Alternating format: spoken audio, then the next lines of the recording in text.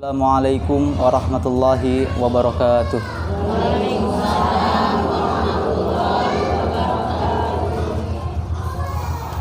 A'udzu billahi minasy syaithanir rajim. Bismillahirrahmanirrahim.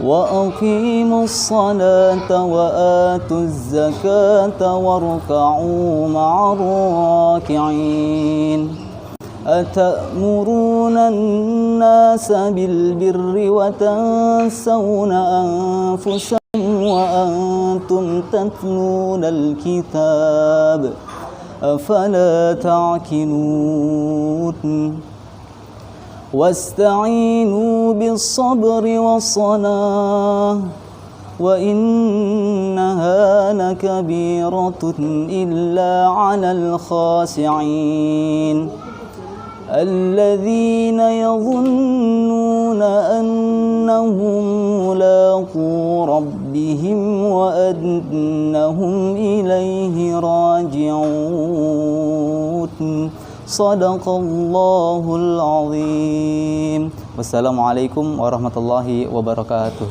Waalaikumsalam warahmatullahi wabarakatuh. Bismillahirrahmanirrahim.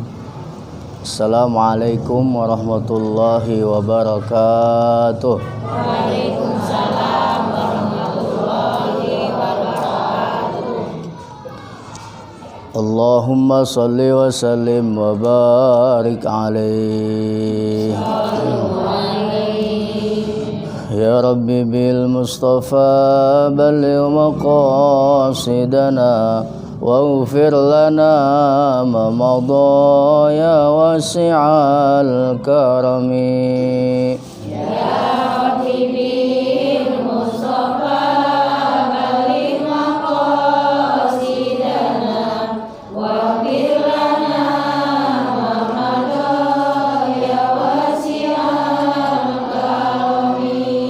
Nabiyuna al-amirun nahi fala ahadun abarra fi qawli la minhu wala na'amin.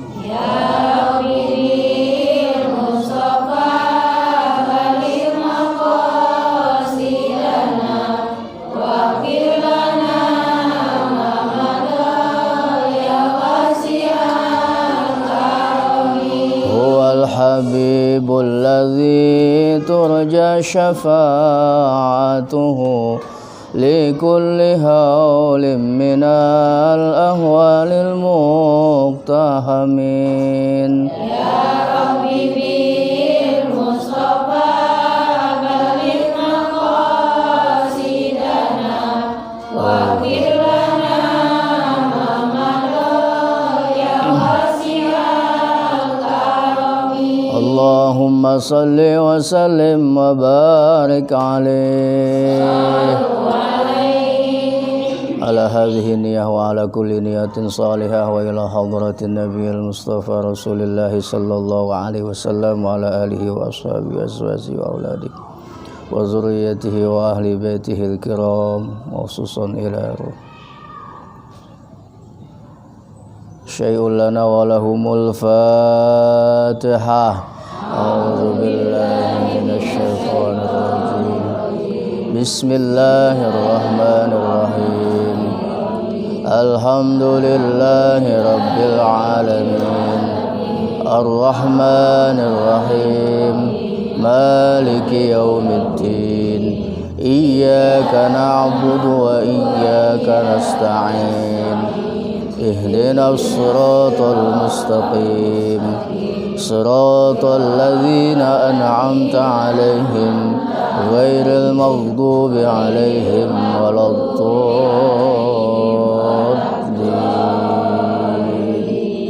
آمين.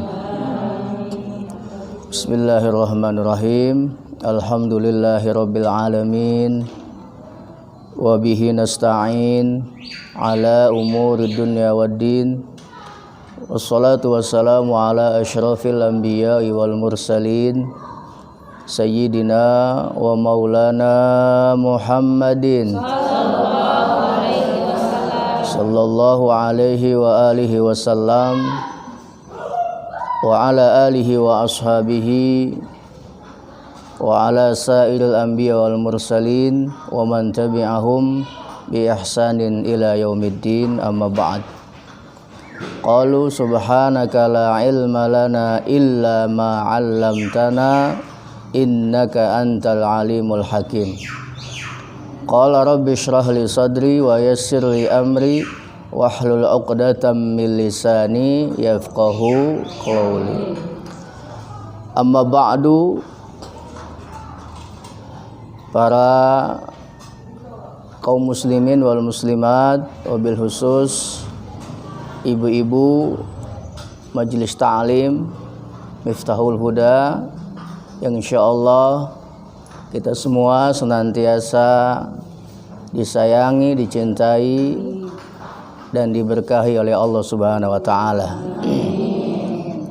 Puji syukur alhamdulillah.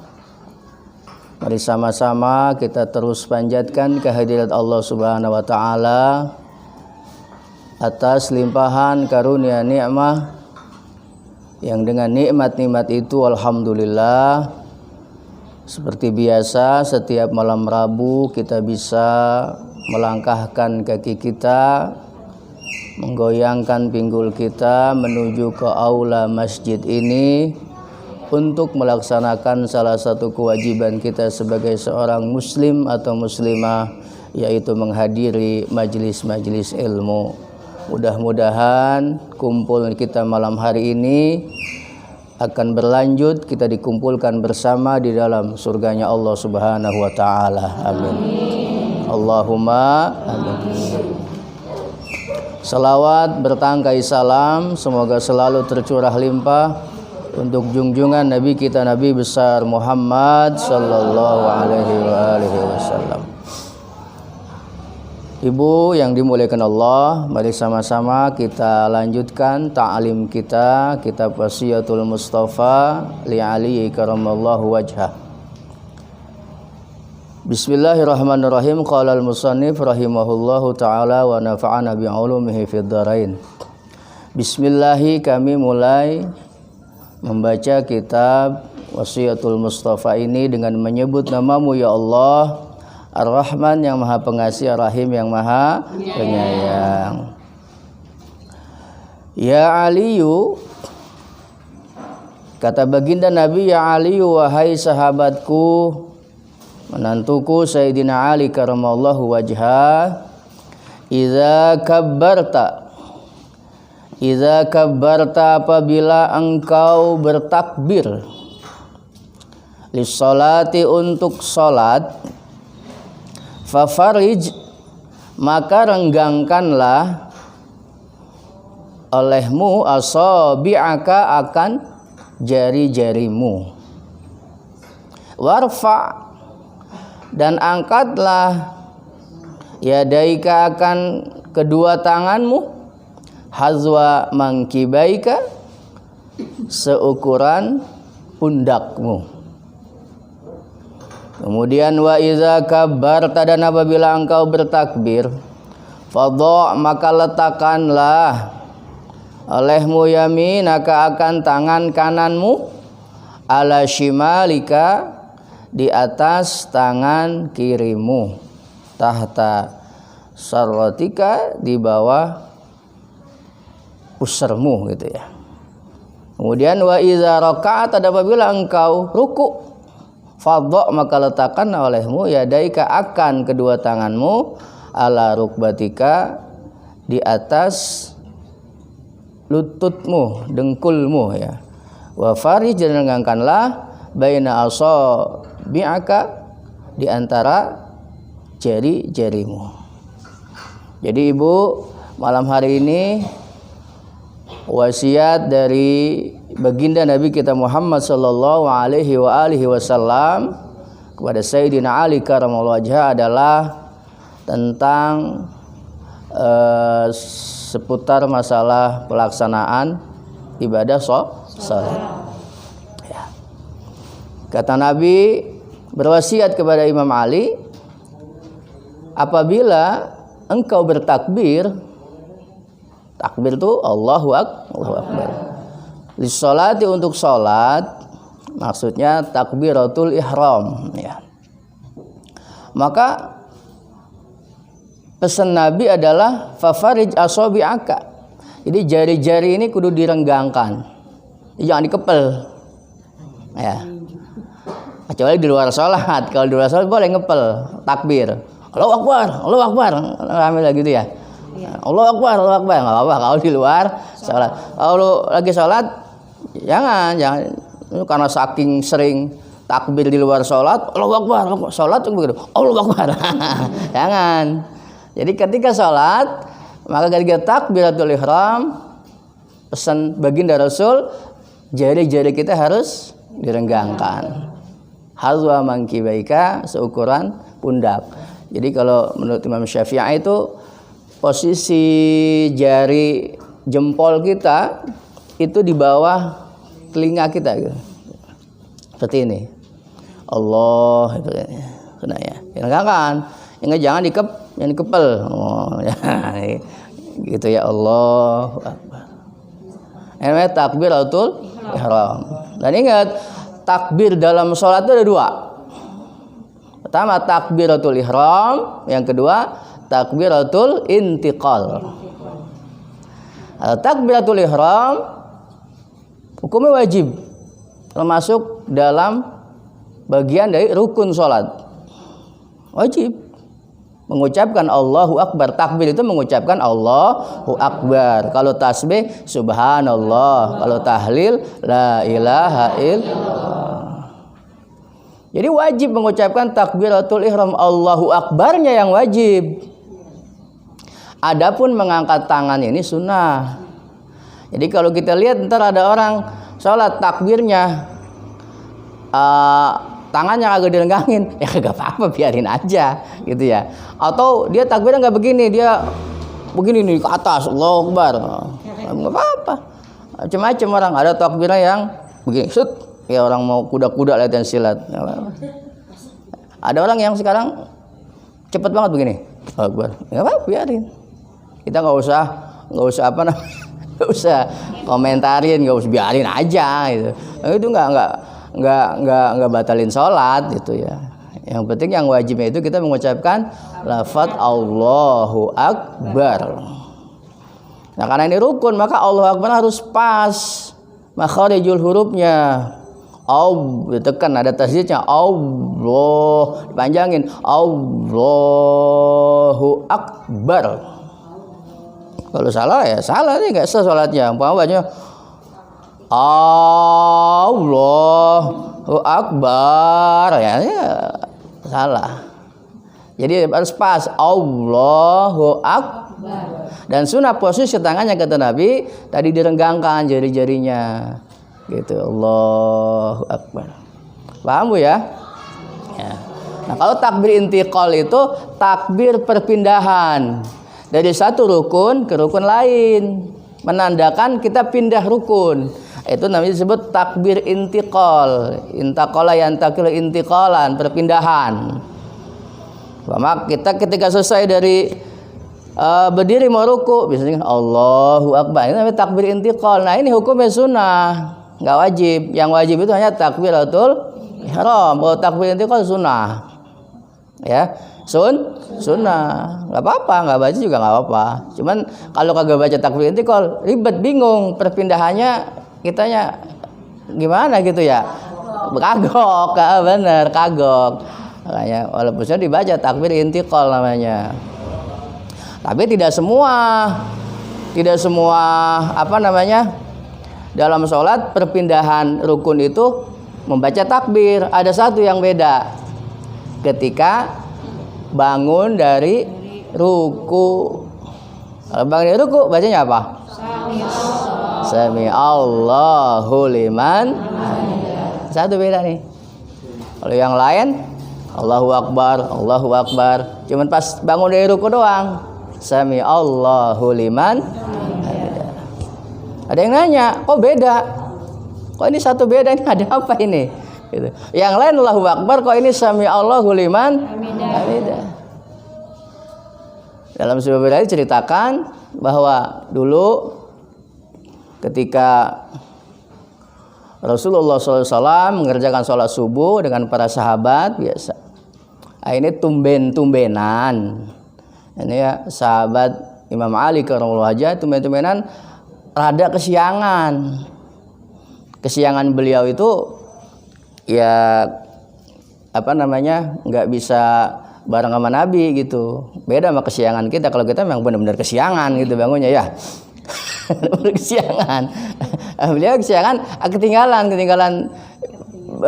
qomat jamaah bareng Nabi. Sebangun mau nyusul, Nabi sudah mulai sholat, beliau mau nyusul. Tiba-tiba di tengah jalan menuju ke masjid ada orang tua, aki-aki jalannya pelan ya, namanya aki-aki ya. Pelan, gelap, dulu gelap, belum ada lampu terus kayak begini kan, gelap. Pelan-pelan aki-aki jalan pelan-pelan. Aki-aki ini bukan mau ke masjid, orang Yahudi aki-akinya, bukan orang Islam. Tahu mau kemana kalian aki-aki subuh-subuh? Ya.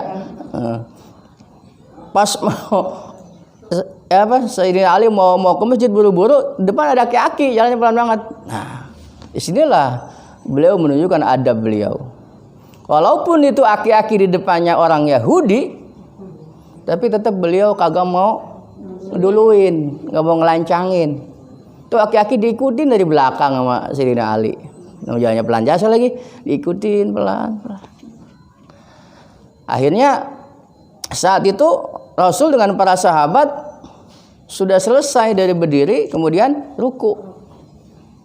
Nah pas ruku ini tiba-tiba ditahan pundak baginda Nabi sama malaikat Jibril. Buat apa? Buat nungguin Sayyidina Ali. Karena akhlak mulia beliau nggak mau ngelancangin aki-aki. Kenapa beliau nggak mau ngelancangin aki-aki? Walaupun tuh aki-aki bukan Islam ibaratnya. Nah kalau kita kan bodo amat itu. Kenapa beliau nggak mau ngelancangin? Akhlak. Karena khawatir namanya aki-aki gelap-gelap, takut sandung, jatuh, nyusup kayak nolongin kasihan. Karena buat nolong orang kita nggak perlu ngeliat agama, Bu. Jangan menolongin tanya orang ada kecelakaan mau kita tolongin, agama lu apa? Oh kalau bukan Islam, nggak mau, nggak boleh. Jangan. Kalau nolong mah jangan mandang agama siapapun, sebagai manusia harus saling tolong menolong. Tuh, iya hewan aja kita tolong. Apalagi manusia. Khawatir takutnya aki-aki malam-malam hanya pagi-pagi masih gelap, takut kepleset, takut nyandung, takut jatuh dan lain sebagainya, maka yang malah nungguin. Yang kedua, karena beliau menjaga perasaan aki-aki itu. Kalau main lancangin tuh aki-aki kan perasaan sudah mentang-mentang gua tua main lewat-lewat jaga perasaan, menghormati. Nah ini yang penting sekali dan sekarang sudah mulai agak pudar di kalangan kita menjaga perasaan orang. Dan manusia yang paling pintar menjaga perasaan orang adalah baginda Nabi kita Muhammad sallallahu alaihi wasallam. Luar biasa baginda Nabi itu, Bu, menjaga perasaan orang. Dan kalau kita bisa menjaga perasaan orang, termasuk akhlak mulia, akhlak para wali. Jadi pernah satu hari Nabi itu berkunjung namu ke rumah sahabat, berempat sama sahabat beliau. Lagi namu disediain, namanya tamu sama tuan-tuan disediain makanan. Saat itu Nabi disediain anggur sepiring. Pas ngelihat anggur, sebelum sahabat-sahabat lain makan, sama Nabi dulu yang cobain. Pas cobain satu langsung dimakan semuanya, dihabisin sepiring. Sahabat ngeliatin bengong aja. Tumben amat ini Nabi. Anggur sepiring dimakan dewek. Agak nawarin gitu. Enggak biasa-biasanya ini. Nah, tuan rumah ngelihat anggur sepiring habis dimakan Nabi sambil senyum-senyum. Wah, diambil lagi anggur sepiring lagi, tambahin. Wah, dimakan lagi sama Nabi, habis sambil senyum-senyum.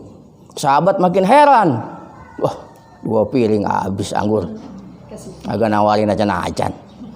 Habis ditawarin lagi, diambilin lagi sama tuan rumah 3 piring. Jadi 3 piring makan lagi sama beliau, habis. Sampai sahabat geleng-geleng. Selesai, ceritanya selesai, pulang. Di tengah jalan sahabat penasaran, pengen tahu ini kenapa ya Rasulullah, mohon maaf ini saya mau nanya dari tadi saya pengen nanya men gak enak. Akhirnya sekarang saya beraniin dah. Tumben-tumben amat tadi anggur sampai 3 piring dimakan dewek. Ini kita bertiga kagak ditawarin sekali nih. Apa jawab Nabi, Bu? Wahai sahabatku, itu anggur tadi asam jasa, kecut, pahit, asamnya pakai jasa.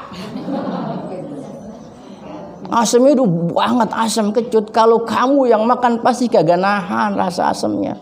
Pasti muka kamu akan memerah. Dan kelihatan sama tuan rumah bahwa makanannya gak enak, dia sedih ntar. Makanya saya aja yang ngabisin, biarin. Biar tuan rumah seneng. Tuh, akhlak Nabi tuh. Beda sama kita ya. Kalau kita makanan enak, makan dewek. Yang kagak enak baru dibagi orang. Bukan kita, no, sono, orang sono gini masya Allah enggak semua ya. Akhlak Nabi seperti luar biasa. Dan akhlak ini nurun ke para ulama-ulama zaman dulu. Dulu ada kiai. Ada kiai, Bu. Kiai habis ngisi pengajian. Biasa kan kalau pulang suka diantar tuh sama jamaah. Oh, diantar sama jamaah sampai ke mobil. Sampai di mobil sampai ditutupin pintunya. Selesai, jalan tuh mobil kira-kira sekilo. Pak Kiai ngomong ke supirnya, "Mas, berhenti Mas, sebentar Mas." Ayo berhenti tuh mobil. Kata Pak Kiai, "Tolong pintu buka Mas." Lah kenapa Pak Kiai? Tangan saya kejepit. Astagfirullah tuh supir. Ya Allah, jepit Pak Kiai, kenapa enggak ngomong dari tadi? Saya kalau ngomong dari tadi kasihan sama yang nutup pintu. Takutnya kalau saya buka, dia tahu tangan saya kejepit gara-gara dia sedih. Dia kecewa, makanya saya tahan sampai sekilo nih sakit, biarin. Yang penting tuh orang kagak tahu, karena kalau dia tahu tangan saya sakit kejepit gara-gara dia, pasti dia sedih, merasa salah. Pas saya tahan sekilo, tuh, masya Allah. Sampai segitunya ulama-ulama kita. Ya, jaga perasaan penting. Dulu ada seorang bapak laki-laki ya, bapak laki-laki pasti. Pelit jasa, memakai jasa pelitnya nih. Punya istri, istrinya baik. Jadi suaminya pelit, istrinya baik. Tumben, biasanya kan kebalikan ya. Biasanya ibu-ibunya pelit, suaminya biasanya, bukan ibu-ibu sini, bukan ya. Ini tumben, suaminya yang pelit, istrinya baik. Satu hari lagi mau makan siang di meja makan, tiba-tiba dengar orang assalamualaikum. Keluar, assalamualaikum. Kata suaminya, "Mah, tuh pengemis tuh." Loh, kok bapak tahu? Iya, suara assalamualaikumnya beda. Males tuh sama orang. Males gak mau kerja tuh orang. Pengennya minta-minta doang. Tinggal enak doang minta-minta. Jangan kasih mah, suruh pergi aja. Orang pemalas kayak gitu, kebiasaan. Rupanya nih omongan suami ini kedengar sama pengemis di luar. Akhirnya tuh istrinya keluar buka pintu. "Pak, maaf ya Pak ya, suami saya kagak ngasih, nggak boleh ngasih. Maafin Pak ya." "Ah ya nggak apa-apa Bu." Begitu pengemis. Sebulan, 2 bulan, 3 bulan. Akhirnya gara-gara kebakhilan tuh suami, Allah bikin miskin dia. Usahanya bangkrut, bisnisnya bangkrut. Miskin, semiskin-miskinnya. Hartanya habis semua, tinggal baju yang dia pakai. Akhirnya oleh pengadilan, nih suami kudu nyerahin istrinya, karena dia udah nggak bisa nafkahin istrinya. Cerailah. Nah, kemudian istrinya ini nikah lagi dengan suami. nikah lagi. Kemudian tiba-tiba istrinya dengan suami yang baru lagi makan siang. Tiba-tiba pas mau makan siang ada yang ngetok pintu. Assalamualaikum. Apa kata suaminya? Mah, pengemis kayaknya itu mah. Iya Pak, iya. Tolong mah, siapin makanan, siapin baju, siapin uang, kasih pengemis. Dia butuh. Kalau dia nggak butuh, nggak bakal dia sampai ke rumah kita ngetok-ngetok minta bantuan. Kasih mah, biar dia senang. Akhirnya tuh istrinya keluar, bawa pakaian layak, bawa makanan, bawa duit, dikasih tuh pengemis. Pak, pas habis ngasih, masuk bininya kejar nangis Bu. Kata suaminya, Mama kenapa nangis? Itu suami saya Pak yang jadi pengemis. Oh, iya. Suami saya yang dulu itu Pak jadi pengemis. Oh ya udah, jangan nangis. Mama tahu nggak dulu pengemis yang diusir siapa? Saya. Tuh, bisa terbalik begitu ya. Makanya penting jaga perasaan orang itu. Ya Bu ya. Insya Allah. Balik lagi ke pengajian ini tadi apa tuh? Mana tadi? Jadi takbir tangan disunahkan direnggangkan ya. Nah, jadi jaga perasaan. Jadi Imam Ali tuh karena lagi nungguin aki-aki itu akhirnya sholatnya ketinggalan. Jadi Rasul rukunya lama, ditahan sama malaikat Jibril. Kenapa? Supaya nunggu Imam Ali. Benar pas aki-aki udah lewat masjid jalan, Imam Ali masuk. Takbir, Allahu Akbar. Kemudian baca Fatihah beberapa ayat, kemudian ikut ruku.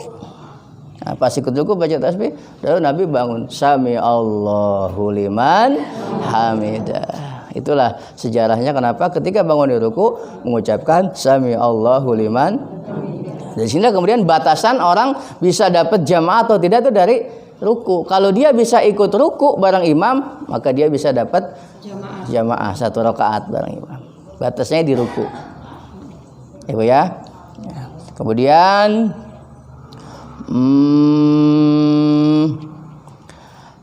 dan apabila kita bertakbir, fadha yaminuka ala shimalika. Letakkan tangan kanan itu di atas tangan kiri ya. Jadi ketika takbir disunahkan kita meletakkan tangan kanan di atas tangan kiri seperti ini. Gimana kalau tangan kiri di atas? Ya nggak apa-apa, cuman kurang sopan. Saya sah-sah saja kalau bisa gitu. Karena ini sunnah, hukum yang meletakkan tangan ini sunnah. Kita nggak begini pun nggak apa-apa. Allahu Akbar langsung begini, nggak masalah. Allahu Akbar di belakang ini nggak masalah. Ya orang istirahat di tempat itu ya. Sebenarnya nggak masalah itu ya. Cuman kita mengikuti wasiat Nabi, tangan kanan di atas tangan kiri.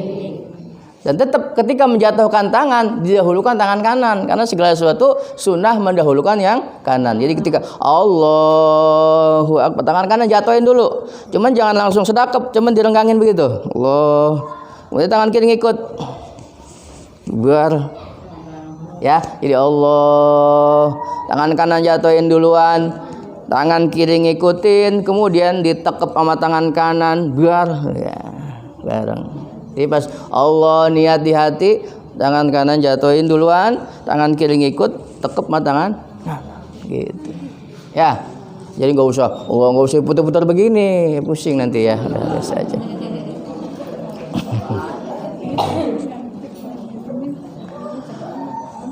Nah, kemudian apabila kita ruku, ruku sama juga.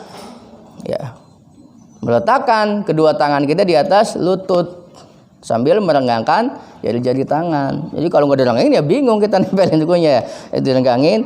Pas posisi tangan ini keduanya memegang lutut. Ini posisi idealnya ruku. Ya, pegang. Jadi tangan kita memegang lutut dan tangan tuh posisi lurus. Gitu. Gimana kalau kita nggak megang ruku, nggak megang lutut, megangnya paha atau di bawah lutut, ya nggak masalah. Kalau ada orang begitu biarin aja. Gitu. Tapi kalau kita kepada suami kita, pada istri kita, pada anak-anak kita, pada murid-murid kita ajarin seperti itu. Ketika ruku, posisi kedua tangan adalah memegang lutut. Dan tangannya jangan diapain tuh? Gituin tuh, bengkokin lurus posisi tangannya. Seperti itu. Ya. Itulah beberapa wasiat dari baginda Nabi kepada Sayyidina Ali tentang masalah seputar sholat, adab-adab sholat. Nah, ini penting ya, sunnah-sunnah sholat, biar kata sunnah tetap jangan sampai kita remehkan sesuatu yang sunnah. Pertama sholat itu sendiri, sholat itu suatu ibadah yang pokok ya. Sholat itu ibadah yang pokok, utama. Awwalu ma yuhasabu bil abdu yaumal qiyamah as-shalah. Nanti yang pertama kali akan ditanya di hari kiamat adalah sholat kita. Kalau sholat baik, insyaallah yang lain baik. Sholat kita acak-acakan rusak, ya, rusak semua. Ibadah yang banyak, bekal kita nanti di akhirat, Bu. Padang mahsyar. Ya Allah, saat matahari jaraknya cuman sedengkal. Nanti kita nih kalau dikumpulin di padang mahsyar nih, telanjang semua, Bu. Uryanan, telanjang. Sampai Siti Aisyah bertanya kepada Rasul, "Ya Rasulullah, benarkah ketika nanti dikumpulkan di padang mahsyar semuanya saya telanjang? Alangkah malunya kita saat itu ya Rasul." Apa jawab Nabi? Saat itu orang nggak peduli dengan orang lain. Jangankan orang sebelahnya aja dia nggak tahu, nggak peduli, nggak kenal siapa di sebelahnya. Boro-boro ngurusin orang sebelah, boro-boro ngurusin orang lain. Orang tua dengan anak, kakak dengan adik, suami dengan istri pun tidak kenal. Sibuk dengan urusan masing-masing. Saat itu ada yang kelep sama keringetnya, ada yang setengahnya dan lain sebagainya. Itu keringat apa itu? Itu keringat yang nggak digunakan buat ibadah. Keringat yang digunakan buat maksiat. Ketika kita bermaksiat keluar keringat, ketika kita nggak pernah keluar buat ibadah, tuh ntar keringatnya bakal nenggelemin dia. Tapi kalau orang beriman, insya Allah nggak tenggelam sama keringat. Jangan apa? Karena keringatnya udah habis. Habis dipakai buat ibadah, ngaji, gerah keringetan, ya.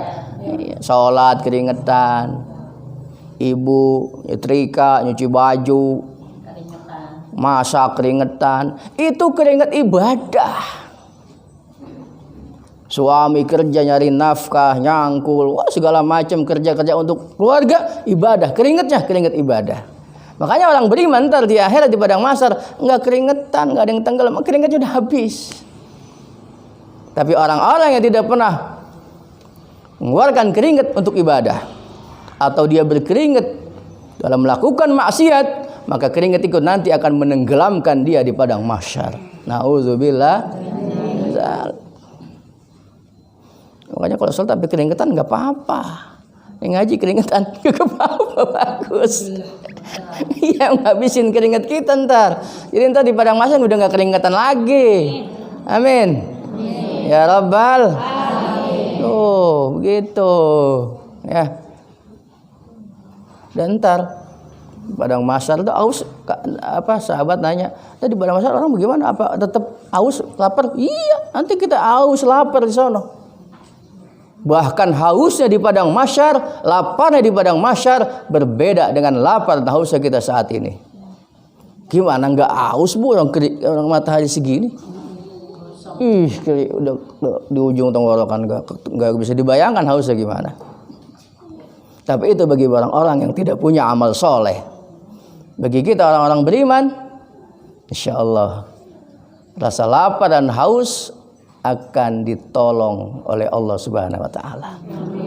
Ada malaikat yang ngirimin air, ada malaikat yang ngasih makanan. Oh, dulu ibu suka sedekah makanan nih.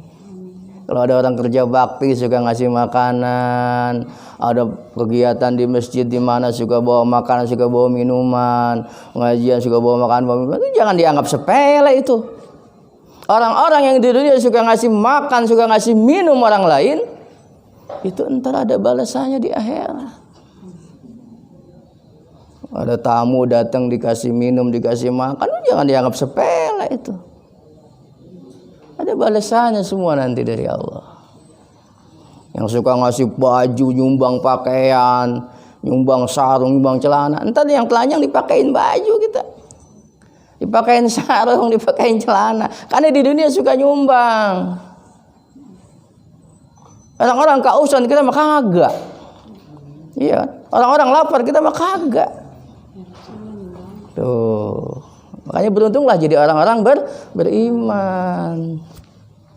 Makanya kalau ada susah sedikit jangan ya itu sementara. Gimana keadaan nanti orang di padang mahsyar tuh ada yang jalan naik sapi, ada yang jalan naik kambing. Itu apa? Itu sedekah dia. Beda dengan kurban, beda sedekah. Suka potong sapi dibagiin dagingnya orang-orang yang butuh. Jadi kendaraan dia. Sholat dia, zakat kita, puasa kita. Entar datang untuk puasa kita.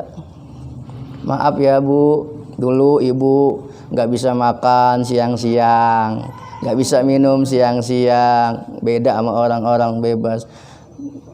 Ibu dulu gara-gara saya nggak bisa makan siang, nggak bisa minum siang. Ya sekarang Ibu saya gotong yuk jalan sono ke surga. Tuh.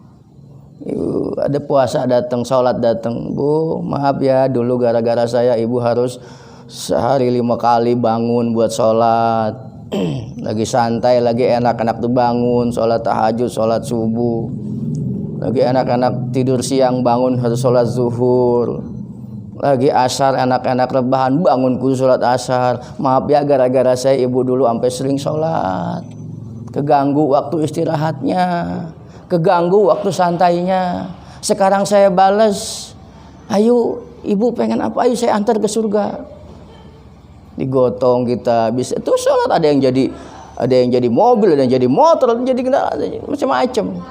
Dibalas nanti amal kita Bu di akhirat, tenang aja. Capek sedikit wajar sekarang ya, itu ada balasannya semua. Orang-orang ada yang bahkan ada yang merangkak jalannya.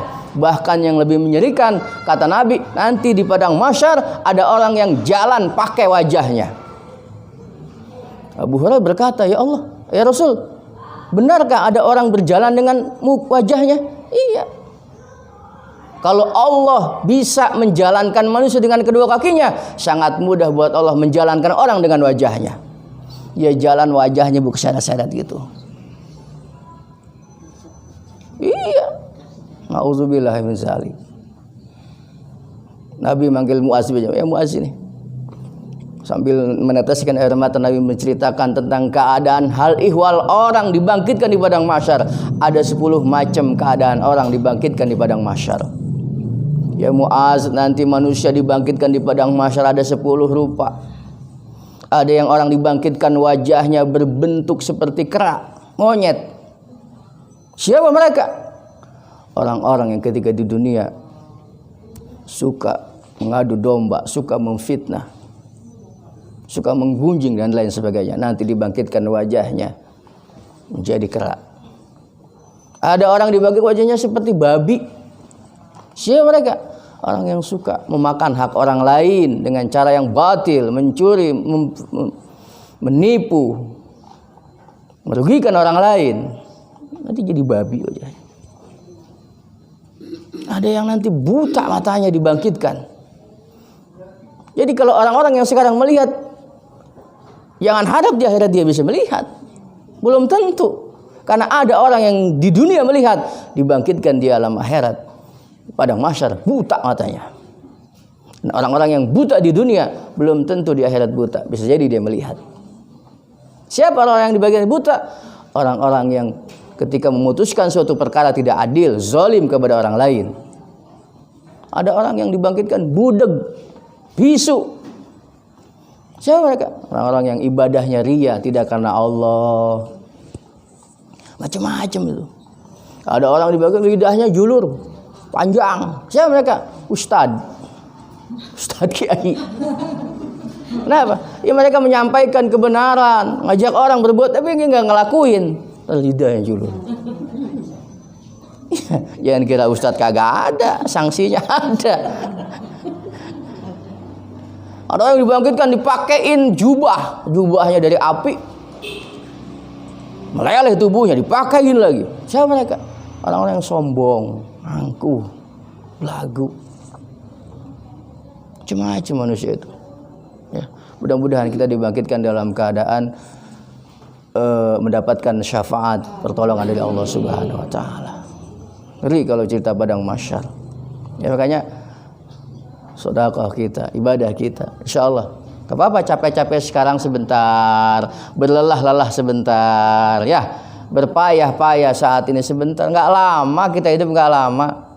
Paling banter berapa tahun sih? 60 tahun. Lama-lama 70 lah. Ya, nggak lama hidup sebentar. Tapi ntar nikmatnya selama-lamanya di akhirat. Amin. Begitu ya. Iya, mata kita nih ngelihat, mudah-mudahan terus saya ngelihat di akhirat ya. Ya saya butuh. Amin ya Allah ya Rabbal alamin. Itu saja barangkali malam ini. Sebelum saya akhiri, barangkali ada ibu yang mau nanya seputar materi kita malam hari ini. Assalamualaikum warahmatullahi wabarakatuh. Waalaikumsalam warahmatullahi wabarakatuh. Pak Kiai, saya mau bertanya. Nama saya Ibu Apri dari Majelis Taklim Miftahul Huda. Pertanyaan saya, bagaimana hukumnya sholat subuh kesiangan? Ya, salat subuh kesiangan. Ya nggak apa-apa, kesiangan gimana? Tidur lagi.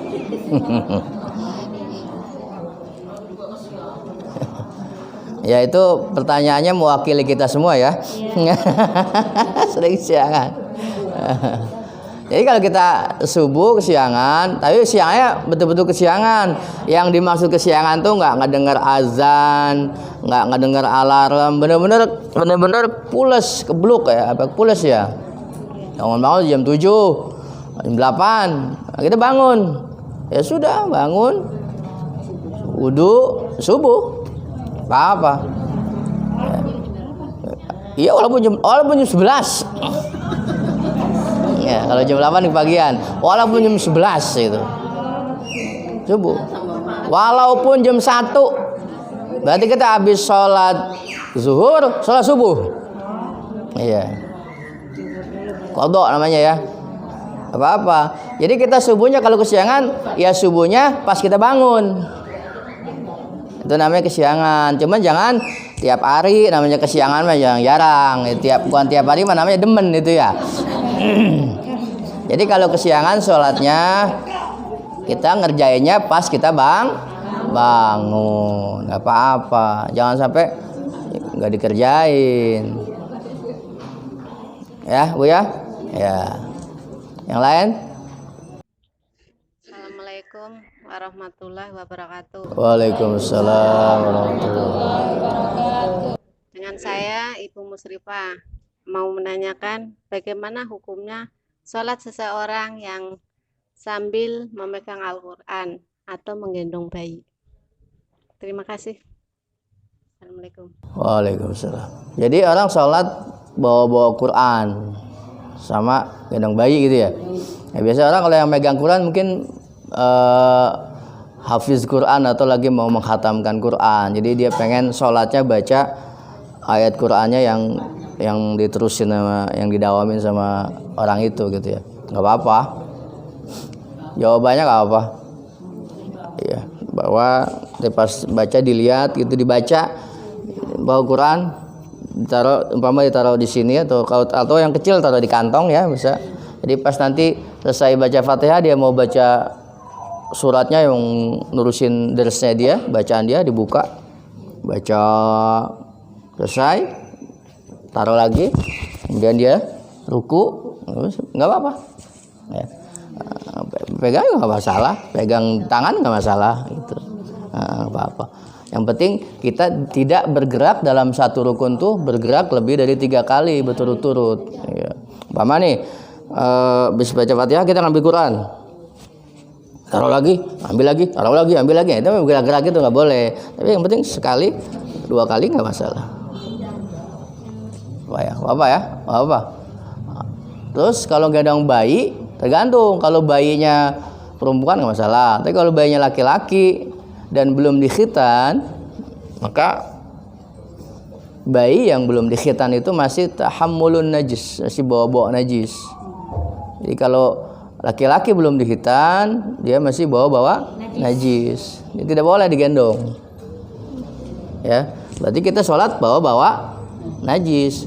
Bukan anak kita najis, bukan. Artinya orang yang belum khitan itu, yang laki-laki dia masih ada najisnya di kelaminnya, walau belum dikhitan masih di ujungnya itu masih ada najisnya gitu. Kalau kita gendong-gendong berarti kita bawa-bawa najis gitu ya.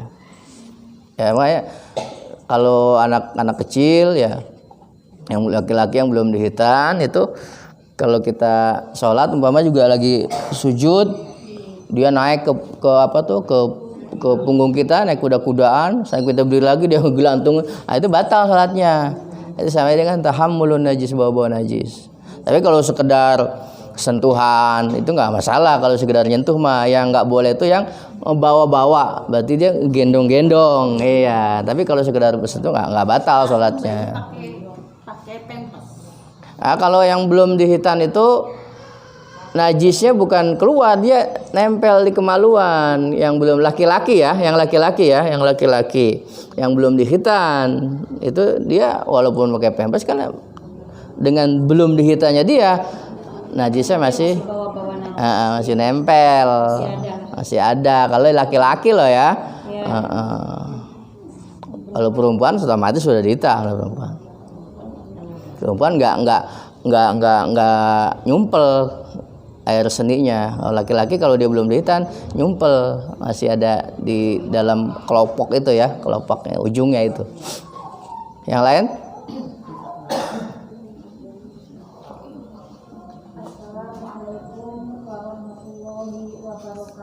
Waalaikumsalam warahmatullahi wabarakatuh.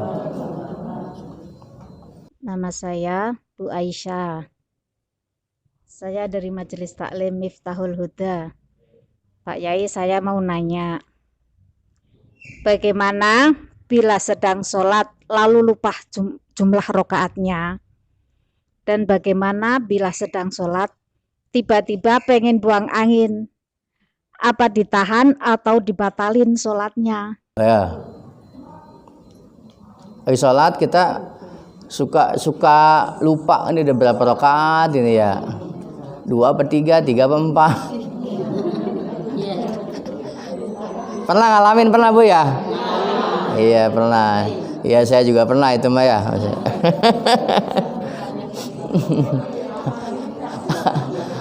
Saking husuknya sholat sampai lupa jumlahnya itu.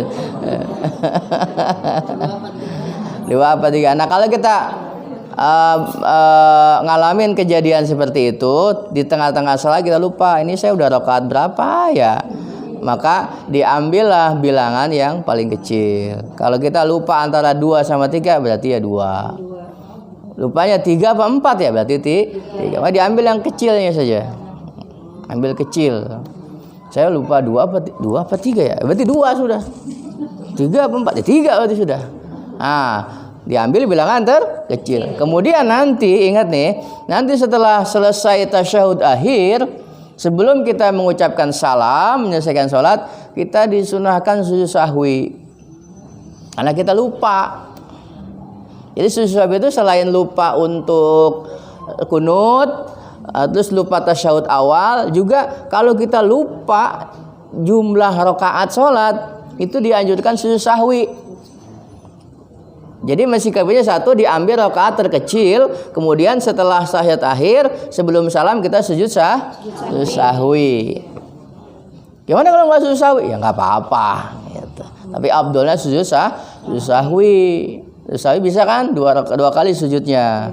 Nah, nanti Setelah itu selesai baru assalamualaikum warahmatullahi wabarakatuh, selesai. Gitu. Yang kedua, kalau kita tiba-tiba di tengah-tengah sholat perut mules, pengen kentut, ini sebaiknya dikeluarin aja. Kalau dikeluarin otomatis sholatnya batal atau ditahan. Nah, sebaiknya kalau kita dikeluarin tuh angin, kentut, batal, hukumnya haram. Kalau kita nahan kentut, hukumnya makruh. Mending mana, makruh apa haram? Mending makruh. Berarti sebaiknya ditahan. Udah ditahan. Ternyata pertahanan kita jebol. Karena serangan anginnya terlalu kencang, kita nggak kuat nahan, jebol, blus. Nah, itu tidak disengaja namanya, nggak apa-apa. Batal sholatnya, wudu lagi, sholat lagi. Itu nggak apa-apa karena tidak disengaja. Tapi kalau kita tiba menyengaja, mulus, entutin aja dah, dosa, haram. Karena membatalkan sholat hukumnya haram.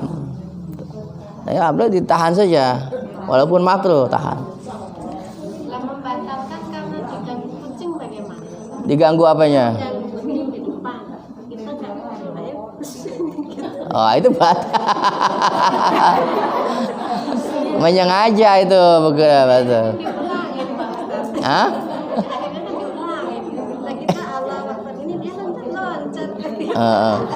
Ya itu kalau itu ya itu membatal. Apanya? Iya kan batal. Udah lagi.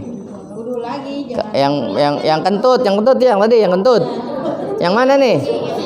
Oh, yang kucing nggak batal sebetulnya. Enggak batal. Kecuali kena kencingnya kucingnya kencing. Baru kalau enggak yang enggak batal. Kalau yang kentut yang wudu lagi. Yang wudu lagi yang kentut. Kalau dikentutin meng mah enggak apa-apa. Coba.